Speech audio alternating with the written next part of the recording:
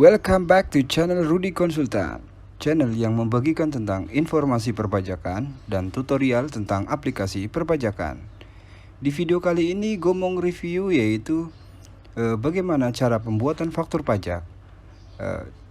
Dan di sini gue menggunakan e-faktur yaitu 3.0. Untuk teman-teman yang belum update e-faktur 3.0, kalian bisa ikutin tutorial yang di video saya yang sebelumnya, atau kalian bisa klik link di atas untuk cara update e-faktur dari 2.2 ke 3.0. Dan di sini saya akan review cara pengisian faktur pajak menggunakan e-faktur 3.0. Untuk teman-teman yang masih menggunakan e-faktur 2.2, tidak masalah. Untuk menunya juga sama, cara pengisiannya pun juga sama. Oke, sebelum kita lanjut, untuk teman-teman yang belum klik tombol subscribe, silahkan klik tombol subscribe di bawah ini. Bantu kami agar kami semakin semangat lagi dalam membuat video tutorial berikutnya. Untuk step awal, kalian bisa buka yaitu aplikasi e-faktur kalian 2.2 atau 3.0.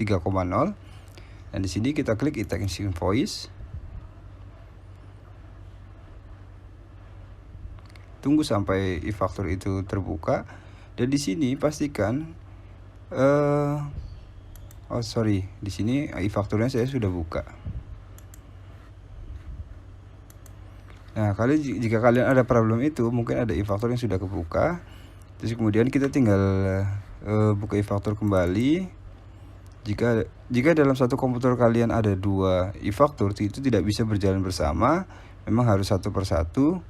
Yang seperti yang tadi yaitu saya buka e-faktur lain, terus kemudian saya buka e-faktur kembali, maka di situ akan ada keterangan yaitu error atau database. Oke. Nah, di sini setelah kalian buka e-faktur desktop kalian, dan di sini ada e-tax invoice sama juga. Nah, setelah itu tidak ada perbedaan dari poin 2 ke 3.0, sama aja. Di sini untuk kalian yang buka e-faktur, pastikan koneksi internet kalian aktif dan lancar, karena e-faktur sendiri menggunakan yaitu koneksi internet dengan DJP online. Pada saat mau approval itu harus menggunakan koneksi internet. Nah, setelah itu kita suruh pilih yaitu local database, atau kalian jika memang ada network menggunakan network nggak masalah. Nah, di sini saya menggunakan local database. Nah, kemudian kita masukin username dan password kalian.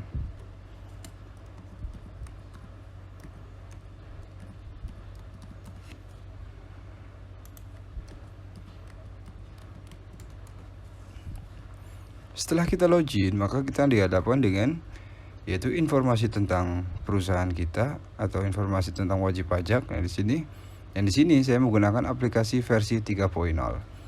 Nah, bagaimana cara awal untuk pembuatan faktur pajak? Nah, jika kalian wajib pajak PKP baru dan baru mendapatkan nomor seri faktur pajak, kalian bisa klik di referensi, terus kemudian referensi nomor seri faktur pajak. Pastikan kalian sudah mengisinya di sini. Untuk penambahannya, di sini kalian bisa rekam rank nomor seri faktur pajak, terus kemudian kalian isi jatah faktur pajaknya itu dari nomor berapa sampai nomor berapa. Nah, setelah itu tinggal klik rekam nomor faktur. Oke. Jika itu kalian sudah ada nomor faktur pajak yang sudah kalian input, maka langkah kedua yaitu untuk kalian yang PKP baru, yaitu kalian bisa klik yaitu di referensi lagi, yaitu ada sertifikat elektronik. Ada di administrasi sertifikat. Kalian bisa klik dan pastikan di sini administrasi sertifikat itu kalian sudah terinstall. Karena nanti pada saat upload terus kemudian approvalnya, nah di situ kita harus ada sertifikat elektronik yang sudah tertanam atau terinstall di komputer kalian. Nah, untuk kalian yang belum tahu cara download sertifikat elektronik, kalian bisa klik link di atas. Terus untuk kalian yang belum download sertifikat elektronik, sama juga di video yang sebelumnya saya sudah pernah bahas yaitu tentang cara download sertifikat elektronik, terus cara penginstalan sertifikat elektronik. Nah, setelah ini kalian tinggal cari sertifikat, terus kemudian open, simpan. Nah, itu. Terus kemudian setelah itu selesai semua, maka kita sudah siap untuk membuat faktur pajak. Untuk penginputan faktur pajak, kalian bisa klik di faktur, terus kemudian faktur pajak keluaran, klik administratif. Nah, terus kemudian kita bisa klik perbarui. Kalau memang kalian baru buat faktur pajak, maka di sini tidak akan ada tampilan. Kalau di sini saya sudah ada berapa kali pengeluaran faktur pajak, maka di sini muncul. Nah, terus kemudian kalian bisa rekam faktur pajak, gitu di bawah. Nah, di sini kita akan dihadapkan dengan detail transaksinya. Nah, kalau untuk yang kepada pihak yang bukan pungut PPN, maka dengan kode 1. Jika bendaharawan atau yang dibebaskan, bisa kalian pilih 2. Dan pemungut selain bendaharawan masuk ke 3. DPP lain 4. Itu kalian bisa pilih sesuai kebutuhan kalian. Di sini karena saya istilahnya faktur pajak itu normal dan si pembeli itu membayarkan yang 10%-nya, maka kepada pihak yang bukan pemungut PPN. Terus kemudian jenis faktur kalian harus tetapkan juga. Jika kalian mau terbitkan faktur pengganti, maka diterbitkan faktur pengganti. Di video nanti yang sebelumnya saya akan membahas yaitu gimana cara pembuatan faktur pajak pengganti. Dan di sini karena normal menggunakan faktur normal. Dan untuk tanggal kalian bisa sesuaikan. Note dari saya, ketika permintaan nomor seri faktur pajak misalnya, kalian permohonan nomor seri faktur pajak di tanggal 21 September 2020, kalian tidak bisa membuat faktur pajak di tanggal sebelum tanggal 21. Misalnya kalian membuat faktur pajak itu di tanggal 19 atau 20 gitu. Nah, jika kalian menggunakan tanggal itu, maka yang akan terjadi yaitu error karena jatah faktur pajaknya baru muncul di tanggal 21 gitu. Oke, setelah itu kalian pilih masa SPT. Katakanlah di sini saya buat di masa 9 yaitu September tahun 2020. Terus kemudian nomor seri faktur pajak pastikan juga kalian sudah benar, yaitu yang belakang. Ini sih secara otomatis keisi karena kita isi yang tadi yaitu di referensi jatah nomor seri faktur pajak. Jika kalian referensi faktur ini juga sifatnya fungsional. Kalau memang kalian misalnya mau lebih resmi lagi, misalnya dengan nomor invoice sekian gitu, kalian bisa tulis juga di sini. Terus kemudian kalian bisa klik lanjut. Nah, di sini ini untuk nomor lawan transaksi kita atau si pembeli. Nah, di sini kalau misalnya kalian si pembeli itu baru dan belum pernah ada penginputan, kalian bisa input di sini. Nah, kalau misalnya memang sudah ada, katakanlah si perusahaan A terus kemudian beli lagi ke kita, maka kita bisa cari di NPWP, terus kemudian kita cari, nah perusahaan mana yang beli, tinggal kalian klik salah satu dan kita masukkan. Tapi ketika kalian sudah mengisi terus, oh ternyata ini bukan perusahaan yang saya tuju, tinggal kalian hapus saja. Terus kemudian kalian masukkan yaitu NPWP lawan transaksi kalian.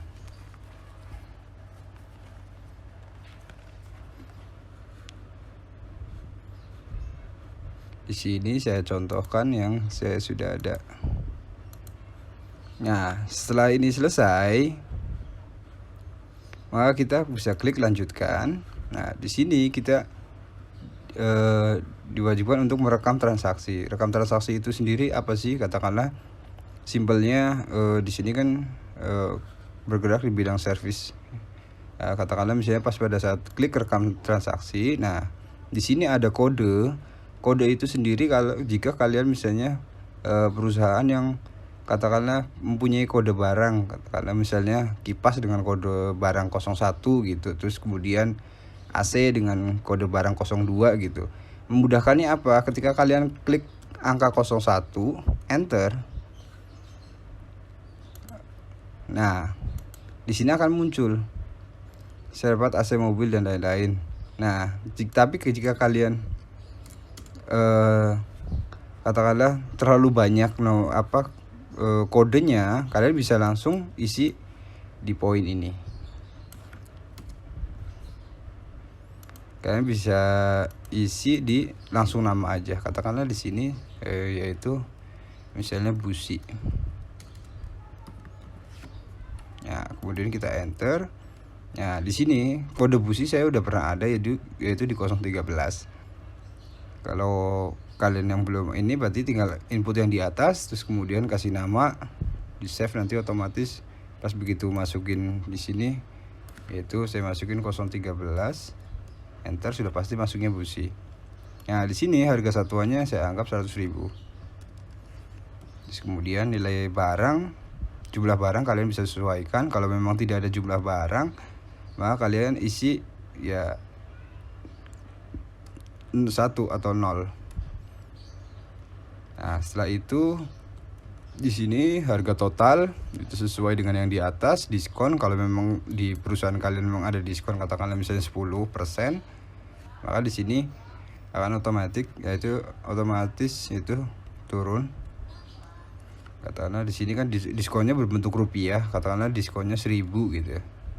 Nah, di sini tinggal harga DPP-nya yaitu 99.000, terus kemudian PPN-nya 9.900.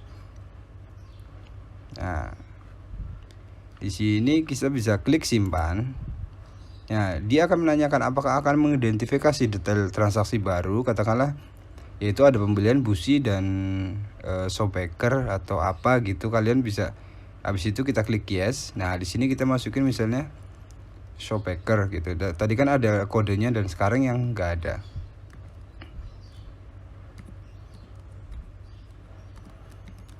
Nah, itu kalian bisa klik langsung di bawah, lanjutkan pengisian. Di sini akan ada notifikasi yaitu barang jasa tidak ditemukan karena tidak mengisi kode di atas. Apa yang akan Anda lakukan?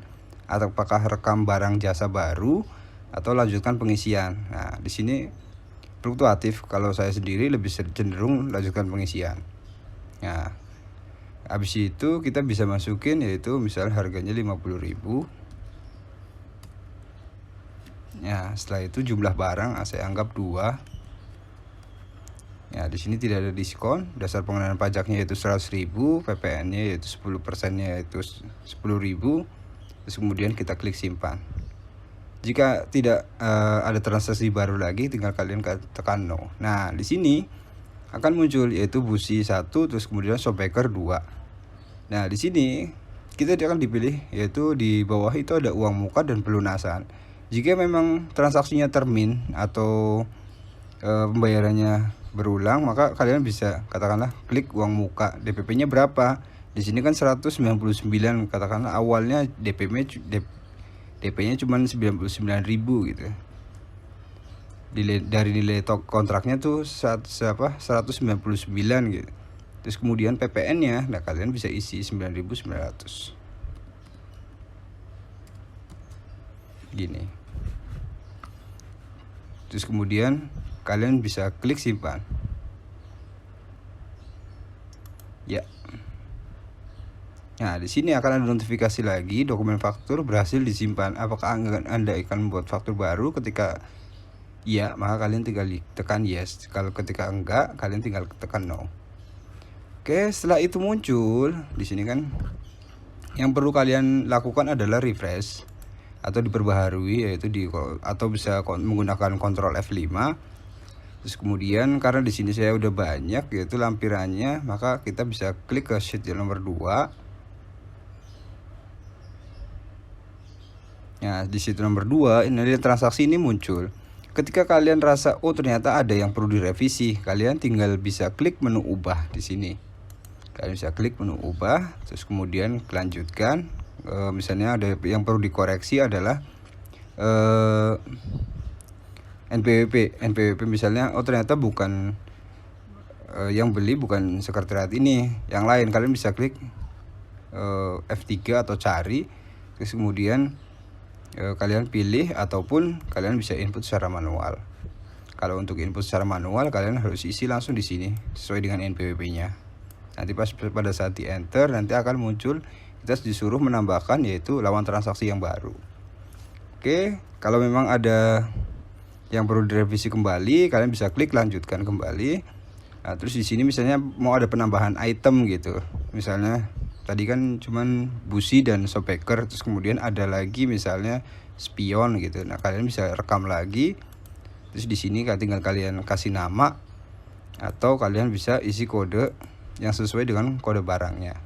Habis itu sama kayak tadi. Kalau memang sudah tidak ada transaksi ini, kalian bisa langsung simpan. Nah, ini faktur pajak sudah berhasil dibuat. Jika kalian pengen preview atau melihat secara bentuk faktur pajaknya yang tanpa belum ada barcode atau yang belum di approval, kalian bisa klik di preview. Preview itu sendiri akan muncul yaitu pop-up seperti ini bentuknya. Nah, ketika kalian sudah di approval, maka di sini akan muncul yaitu barcode dari DCP online. Kita close saja. Terus kemudian di sini untuk lihat detail, ini yang bukan mengedit tapi hanya melihat aja tanpa mengedit, yaitu kalian bisa klik secara ininya, lanjutkan. Nah, ini hanya melihat aja, tidak bisa mengedit. Kalau yang tadi kan tampilannya hampir sama, cuman bedanya di sini cuman melihat detailnya aja. Oke, terus kemudian di sini kalau kalian mau menghapus, kalian bisa tinggal klik hapus. Kalian juga bisa menghapus beberapa item ya. Kalian tinggal klik terus kemudian misalnya ada 1 2 3 4 5 6 7, ada 7. Cuman karena di sini sudah yang approve, jadi nggak bisa dihapus. Ketika kalian misalnya belum ada approval, maka bisa dihapus. Oke, di sini ubah. Nah, di sini setelah kalian rasa sudah sesuai semua, pengisiannya sudah benar dan tidak ada yang perlu dikoreksi, maka kalian bisa klik tombol upload. Nah, di sini akan ada notifikasi. Di sini kita bisa upload sekaligus, katakanlah pada hari ini saya buat faktur pajak itu 5 atau 6. Kalian bisa yang seperti tadi, yaitu di drag terus dikumpulin semua. Terus kemudian ganti di sini akan muncul tombol upload ya, karena di sini saya sudah faktur pajaknya sudah di upload atau di sukses, jadi nggak bisa. Tapi kalau misalnya di sini ada 5 yang siap approve, maka tinggal kalian blok semuanya terus kemudian upload. Nah, di sini akan ada pop up, yaitu apakah Anda akan memilih untuk mengupload satu faktur pajak. Kita tinggal klik aja yes. Oke, setelah itu kita tinggal masuk ke manajemen upload. Nah, di sini ada upload faktur pajak. Kalian bisa klik.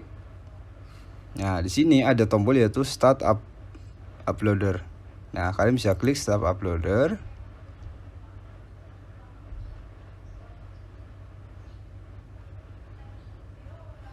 Nah, di sini kita suruh masukin itu captcha atau kode keamanan.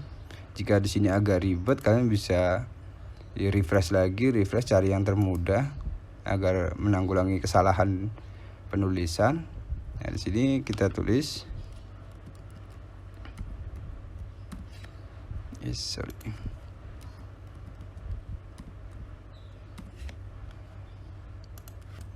Nah, setelah masuk password, kita tinggal klik submit. Nah, di sini akan muncul informasi bahwa uploader berjalan. Untuk tahu bagaimana itu faktur pajak itu sudah di approval sama DCP online atau belum, kalian bisa klik OK, terus kemudian close yang di sini yang di bawah. Kalian di atas itu untuk yang close aplikasi semua, kalian bisa close yang di bawah yaitu X ini. Nah, setelah itu di sini kan yang tadi yang selesai kita buat yaitu yang DPP-nya 99.000. Nah, kita bisa untuk tahu bahwa approval berhasil atau belum, kalian bisa klik perbaharui. Nah, di sini maka akan muncul yaitu approval sukses. Kalau misalnya kalian ada notifikasi di sini katakanlah approval reject atau apa, berarti mungkin ada beberapa item yang salah penulisannya.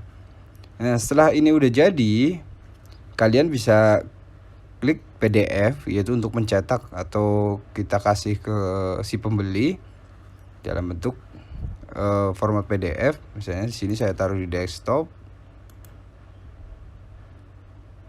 Nah, setelah itu kita bisa impor. Nah, PDF cetak selesai. Setelah itu kita coba buka faktur pajaknya yang format PDF.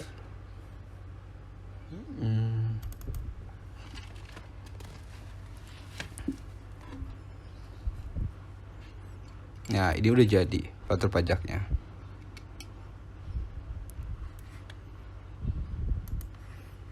Oke, sampai sini dulu untuk tutorial cara pembuatan faktur pajak. Nanti di video berikutnya gue akan ngasih tahu yaitu bagaimana cara penggantian atau pembatalan faktur pajak, dan cara meretur. Oke, untuk teman-teman yang sudah terima kasih untuk teman-teman yang sudah menonton. Jangan lupa untuk teman-teman yang belum klik tombol subscribe, silahkan klik tombol subscribe. Bantu channel kami agar semakin maju. Terima kasih telah menonton dan sampai jumpa.